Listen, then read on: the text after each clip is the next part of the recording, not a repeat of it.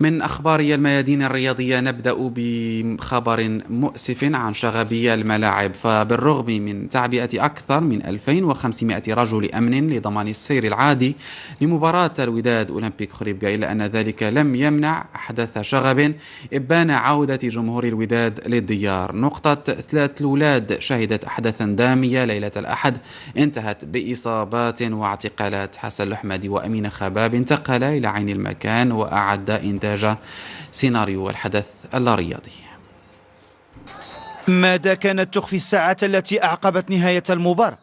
الكل استبشر خيرا بخروج المواجهة بنتيجة البياض، لكن ما لم يكن في الحسبان هو ما وقع تحت جنح الظلام.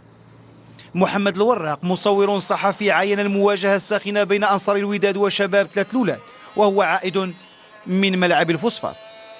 ما عرفناش بنادم منين خرج، تخلعنا حتى الطوموبيله ديالي كلها تسخسخات لي انا، ضربات ما عرفناش شكون هادو ماشي رياضيين، هادو ماشي الحب في الرياضه ولا في الكره، هادو اللي خرجوا داروا هذا المشكل راه حسومه كاع. تم ايقاف 29 شخصا من كلا الطرفين، تم تقديمهم صباح اليوم بالمحكمه الابتدائيه ببن حمد، حيث تم اخلاء سبيل 25 شخصا.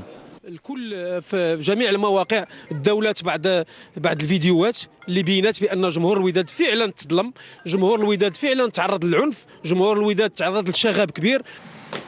عادل احد الضحايا بحي بورغون كاد ان يفارق الحياه بعد تعرضه للتعنيف.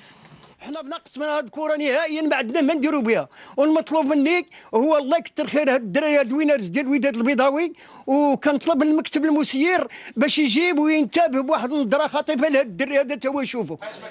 نفس المعاناه بنفس الحي، شباب كانوا يبحثون عن الفرجه الكرويه الا انهم تحولوا الى ضحايا العنف الاعمى. كانت في الحجر كيخرجوا لنا وكيبداو يشيروا عنا، واحد الحجره جات في الشيفور بيدي في جات لي فوجو صافي طاح بحال هكذا في الطرافيك وتقلب بينا. حتى لا نكون مجحفين في حق الساكنه استقينا شهاده صادمه من عين المكان.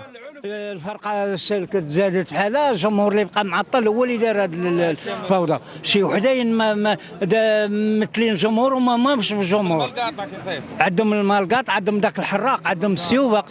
هذه الاحداث المؤسفه وقعت على بعد 15 كيلومتر من مدينه خريبكا وليس بداخلها كما كان يعتقد البعض.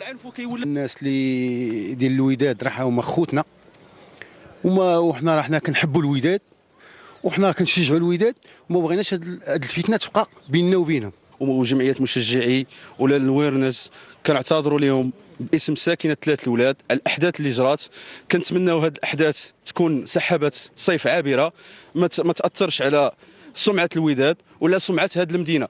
لا حديث لساكنة المنطقة إلا عن أحداث الشغب التي وقعت يوم الأحد الماضي، بينما الطرف الآخر الوداد البيضاوي تعهد رئيسه بإجراء مقابلة في كرة القدم هنا ب3 الولاد من أجل طي صفحة هذا الخلاف.